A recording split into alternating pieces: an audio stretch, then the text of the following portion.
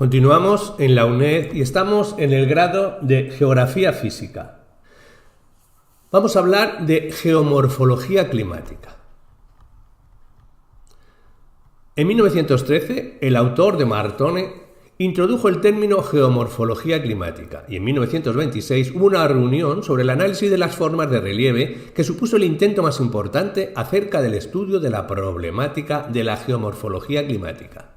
Hacia 1950 aparecen los primeros trabajos de Bedel que culminan en 1977 con la publicación del libro Geomorfología climática y más tarde, en 1980, escribe sobre las razones morfoclimáticas. En 1960, otro autor, Bayreuth, escribe sobre las zonas tropicales húmedas y áridas y en 1965 varios autores ya distinguieron hasta 13 zonas morfoclimáticas. Más tarde, otros se unieron con sus estudios al desarrollo de la geomorfología climática. Hablemos de clima y morfogénesis, la influencia del clima en las formas del relieve. Investigaciones recientes han puesto de manifiesto que el clima interviene como factor limitante en la aparición, en la amplitud con la que se dan y en el ritmo e intensidad de los procesos morfogenéticos y lo hace de forma directa e indirecta, según sea el contacto de la superficie terrestre con la atmósfera. Si el contacto se establece entre los agentes meteorológicos y la superficie desnuda de vegetación, su acción es inmediata y la incidencia del clima en el modelado del relieve es directa. Este contacto directo se da principalmente en climas fríos y áridos. Pero si el contacto se da a través de una cobertura vegetal y edáfica, la incidencia morfodinámica del clima sobre la superficie es indirecta. Como la superficie terrestre está en su mayoría cubierta de una capa biótica, el clima ejerce por lo general una acción indirecta. Cuando existe esa cobertura vegetal, las condiciones de meteorización varían y con ella las de la morfogénesis. La vegetación protege a las rocas del efecto de las temperaturas y de la humedad o precipitaciones, también absorbe parte del calor del sol y protege de la rápida pérdida de calor en los momentos de enfriamiento, asimismo se interpone en la caída de las precipitaciones, con lo que evita los procesos que se producirían en la roca desnuda y a la vez favorece el mantenimiento de un cierto grado de humedad. Junto a esta cierta labor protectora, la cobertura vegetal también puede favorecer alguna acción desintegradora de las rocas, el efecto de las raíces. Como hemos comprobado, las características climáticas condicionan el predominio de un concreto sistema morfogenético, y así en climas fríos y áridos se caracterizan por abundar los procesos mecánicos. En los climas húmedos, templados y cálidos, los procesos más numerosos son los físico-químicos y bioquímicos. Entre los aspectos entre los que manifiesta la relación clima y morfogénesis podemos destacar algunos como que las rocas se comportan ante la erosión, que se comportan como duras o resistentes y como blandas o deleznables, pero este comportamiento depende de las propiedades físicas de la roca que puede variar en función del sistema morfogenético en el que se encuentren. También destacaremos que la alternancia de rocas de distinta resistencia a la erosión provoca la actuación de la erosión diferencial, dejando en resalte las rocas duras y haciendo desaparecer las blandas. Pero esta erosión diferencial es distinta según sea en el clima que se encuentren. En los relieves estructurales también se pueden observar una diferente evolución sobre el clima en el que se hallen. Y por último, se puede decir que no hay muchas formas de relieve específicas de un determinado tipo de clima, aunque en algunos sean predominantes unas concretas. Los valles glaciales en climas fríos, las dunas en zonas de desierto. De todo lo expuesto se deduce que la acción del clima resulta fundamental en cada región y que actúa condicionado la respuesta de cada estructura geológica. Hablemos de paleoclimas y herencias morfoclimáticas, los climas del Cuaternario. Es en el Cuaternario cuando se han podido detectar mejor los continuos cambios ambientales. A lo largo de las eras geológicas se han sucedido una serie de climas diferentes, unos y similares otros, que son los denominados paleoclimas. Los climas del Cuaternario se han podido estudiar gracias al análisis de las huellas que han dejado en distintos medios. Limos marinos, barbas de los glaciares, suelos fósiles, restos prehistóricos. Y de todos estos estudios se han extraído como conclusión la existencia de una serie de sucesivas glaciaciones. Una de las áreas donde se han realizado dichos estudios son los Alpes, donde se han obtenido 4 glaciaciones, Guth, Minder, Risch y Vogt. Esta última glaciación terminó en un periodo de intenso frío y desde entonces se han sucedido periodos de frío y calor, de mayor o menor duración. Entre las glaciaciones, en las que el hielo cubría gran parte del continente europeo, se intercalaron periodos interglaciales en los que el clima era más cálido. Al sur de las áreas cubiertas de hielo se establece la existencia de periodos pluviales e interpluviales. En cada dominio morfoclimático se puede observar la existencia de formas que se están originando en la actualidad, llamadas formas vivas, y las de otras cuya formación fue en épocas pasadas y denominadas formas heredadas o relictas. A la vez que el clima, hay otros actores dependientes de él que han influido en la configuración de las citadas formas relictas. Uno de ellos es la vegetación. Los paleoclimas llevaban asociado un característico tipo de vegetación que no tiene por qué coincidir con el actual. Ese tipo de clima propiciaba o desfavorecía la actuación de los distintos tipos de erosión, por lo que daba lugar a diferentes formas de relieve. Otro aspecto a destacar es la acción erosiva del hombre, aunque en aquella época resultaba mínima comparada con la actual.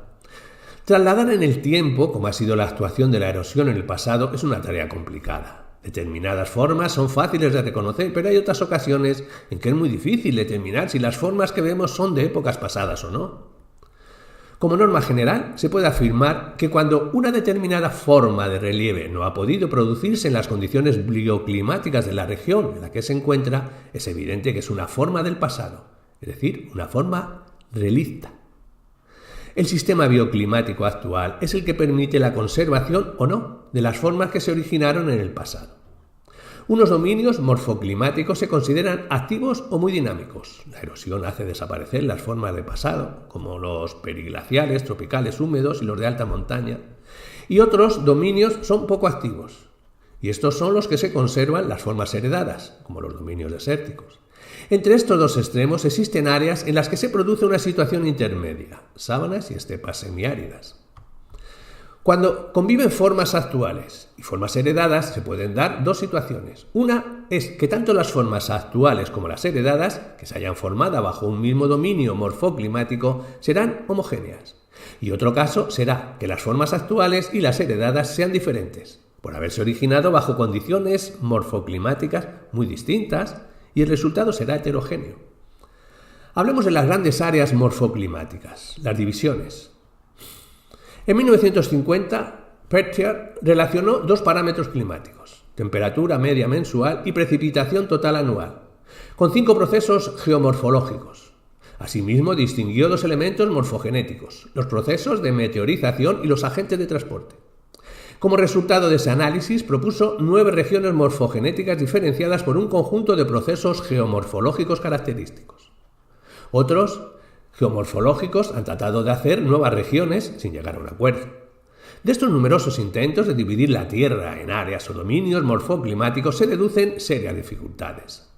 Basándose en criterios climáticos y biogeográficos, Tricard realizó la división morfoclimática de la Tierra en 4 zonas con subzonas. Hablemos de ellas. División morfoclimática de Tricard. Zona fría. Su característica fundamental es la importancia fundamental del hielo, ya que es una acción la predominante y que la divide en 2 dominios, la glaciar y la periglaciar. La glaciar, en el que la circulación del agua se da en forma sólida, y la periglaciar, donde el hielo tiene una acción fundamental, pero existe una escorrentía líquida estacional. La zona forestal de latitudes medias. Estas son áreas transformadas por el hombre en mayor o menor medida y en ellas existen gran número de formas heredadas. Las divide en 3 dominios: marítimo, de invierno a suave, continental, de invierno frío, y mediterráneo, de verano seco.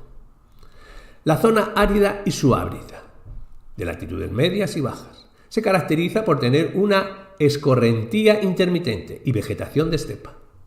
Y por último, la zona intertropical. Sus características fundamentales son elevadas temperaturas, intensa humedad, así como una escorrentía eminentemente fluvial, que diferencia 2 dominios, la sabana y el bosque. En la sabana, en la que la cubierta vegetal es poco densa, el tipo de arrollamiento característico es el difuso y la meteorización más intensa es la química. Y en el bosque, en la que la cubierta vegetal es espesa, con gran humedad, y donde la acción más poderosa es la bioquímica. Se localiza en las altas latitudes de ambos hemisferios, más allá del paralelo 60. Su criterio diferenciador es el frío y las precipitaciones en forma de nieve. Dentro de esta zona se establece una subdivisión en dominios, el glacial y el periglacial. Hablemos de ellos. El dominio glacial.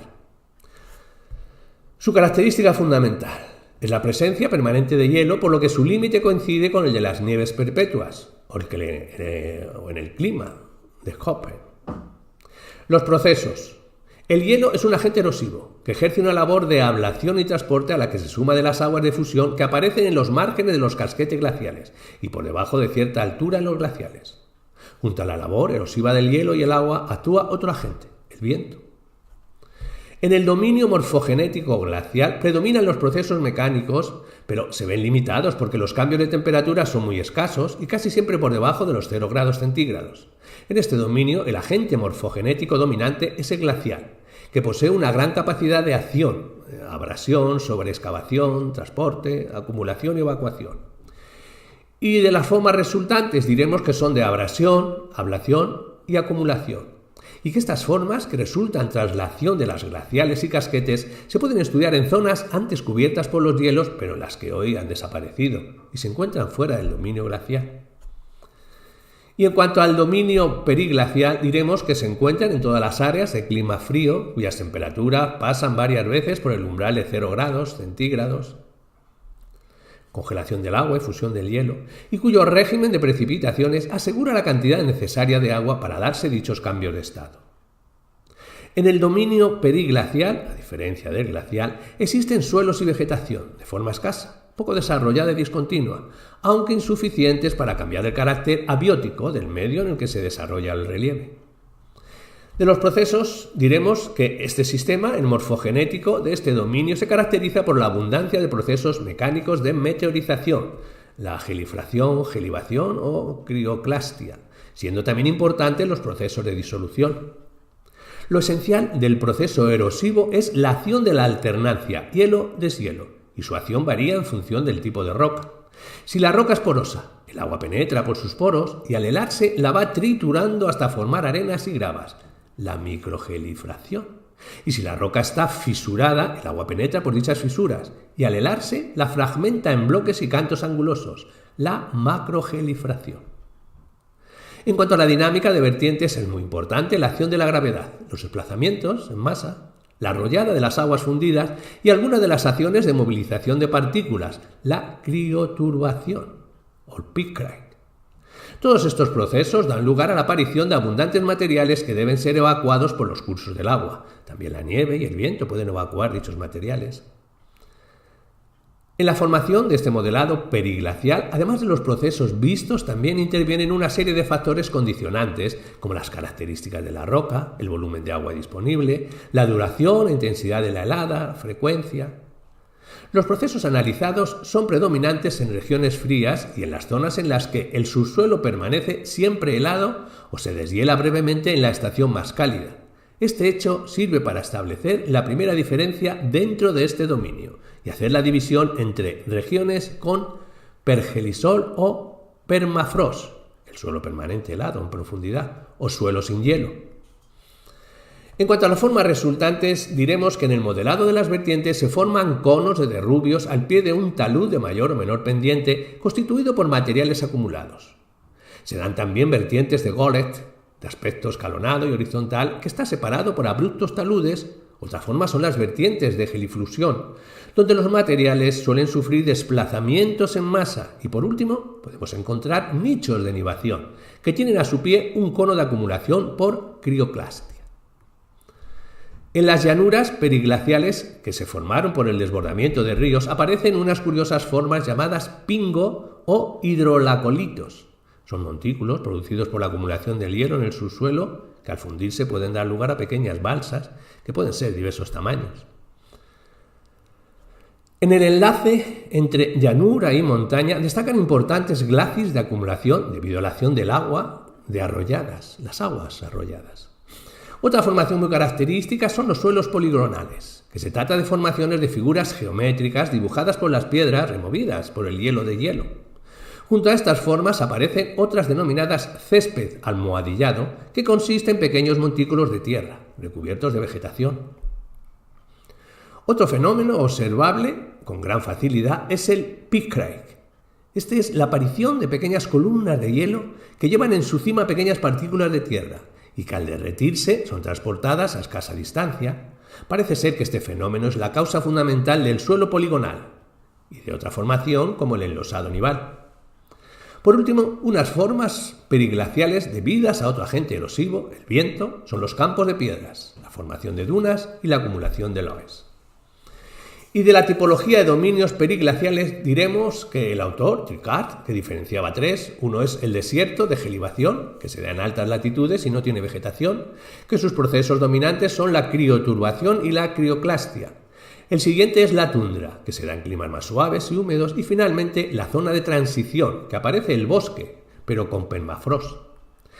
Las regiones periglaciares actuales estuvieron en su día cubiertas de hielo, por eso podemos encontrar formas periglaciales relictas en las actuales zonas templadas. La zona morfoclimática de latitudes medias. Esta se localiza entre la tundra y los desiertos subtropicales, y predominan en ellas zonas que se caracterizan por tener una vegetación natural de bosque. El dominio templado húmedo se denomina también dominio forestal de latitud media, y sus temperaturas son moderadas. La pluviosidad es media-alta, distribuida regularmente, y el régimen hídrico es estacional. Todas estas características favorecen la formación de suelos bastante bien desarrollados y la existencia de formaciones vegetales. La vegetación se interpone entre los agentes meteorológicos y el roquedo, lo que hace que las acciones de modelado sean indirectas y que la erosión se vea atenuada por ellos. Consecuentemente, los procesos mecánicos son poco relevantes, predominando los procesos químicos, aunque sin excesiva intensidad, debido a las moderadas temperaturas. En la zona templada, forestal, el aspecto fundamental es la existencia de una importante capa de vegetación, lo que hace que la influencia del clima sea indirecta. Por una parte, la presencia de bosques frena las acciones mecánicas y por otra, las moderadas temperaturas hacen que los procesos químicos no sean intensos. Estas condiciones bioclimáticas favorecen la conservación de paleoformas cuaternarias, por lo que el relieve que podemos observar hoy serán formas heredadas del pasado. Pero esta zona no es homogénea y se pueden distinguir distintos dominios. En el próximo tema concluiremos y hablando de estos dominios.